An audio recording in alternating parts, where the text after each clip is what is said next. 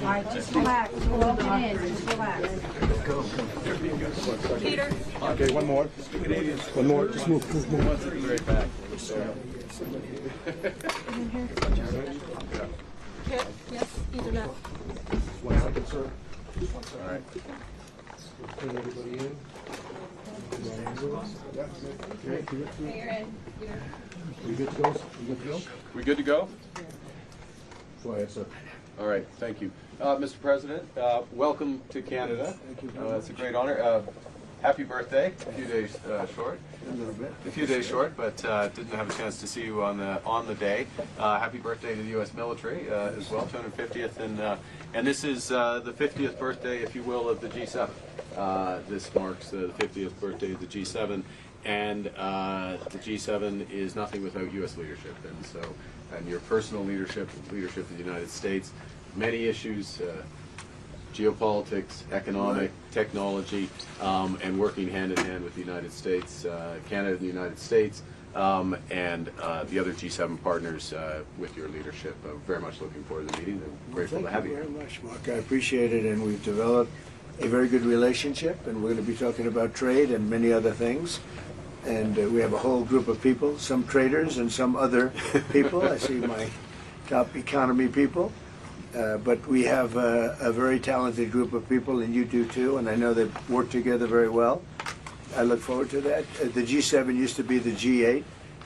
Barack Obama and a person named Trudeau didn't want to have Russia in, and I would say that that was a mistake, because I think you wouldn't have a war right now if you had Russia in, and you wouldn't have a war right now if Trump were president 4 years ago. But it didn't work out that way. But it used to be the G8.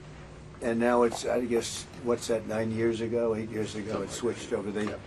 They threw Russia out, which I claimed was a very big mistake. Even though I wasn't in politics then, I was very loud about it. It was a mistake in that you spend so much time talking about Russia, and he's no longer at the table. So it makes life more complicated. But you wouldn't have had the war. Other than that, I think we're going to accomplish a lot. And I expect to. And I think our primary focus will be trade and trade with Canada, and I'm sure we can work something out. Yeah, very good. Thank you very much. Yeah, so much. Thank you very much. Mr. President, holding up a deal with Canada? Say it.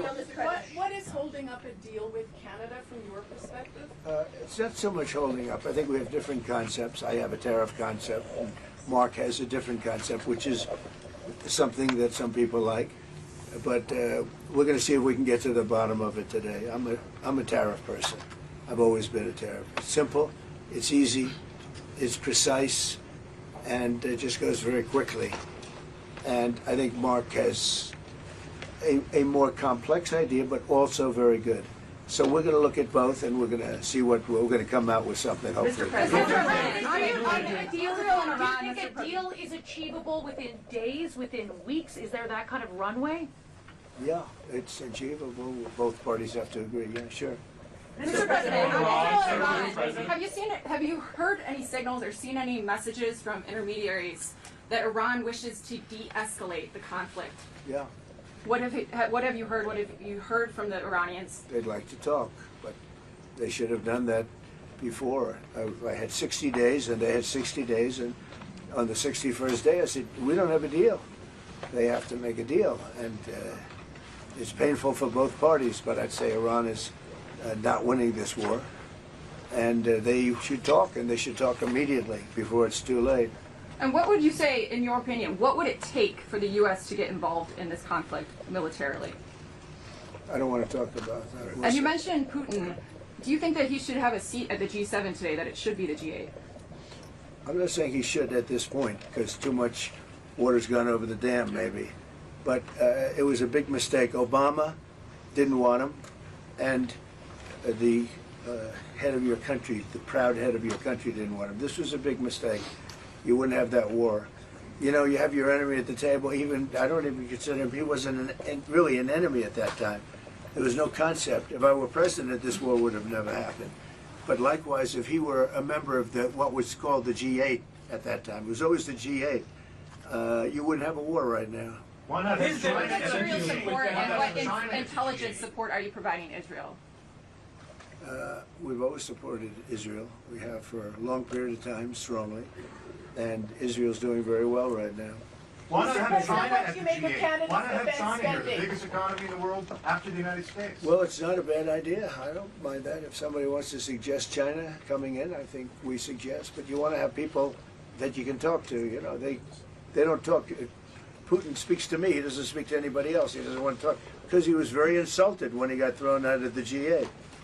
As I would be, as you would be, as anybody would be. He was very insulted. And, I mean, he was thrown out by Trudeau, who convinced one or two people, along with Obama. He was thrown out, and he's not a happy person about it, I can tell you that. He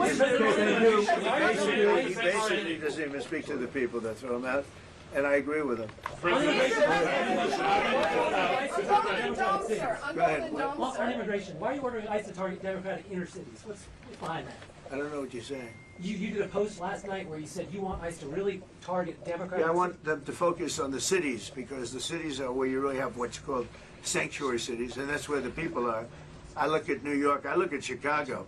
I mean, you got a really bad governor in Chicago and a bad mayor, but the governor's probably the worst in the country, Pritzker. But I look at how that city has been overrun by criminals, and you know, New York and L.A. Look at L.A. L.A. Those people weren't from L.A. They weren't from California. Most of those people, many of those people, and yeah, that's the focus. Biden allowed 21 million people to come into our country. Of that, vast numbers of those people were murderers, killers, people from gangs, people from jails. They emptied their jails out into the U.S. Most of those people are in the cities, all blue cities, all Democrat-run cities, and they think they're going to use them to vote. It's not going to happen.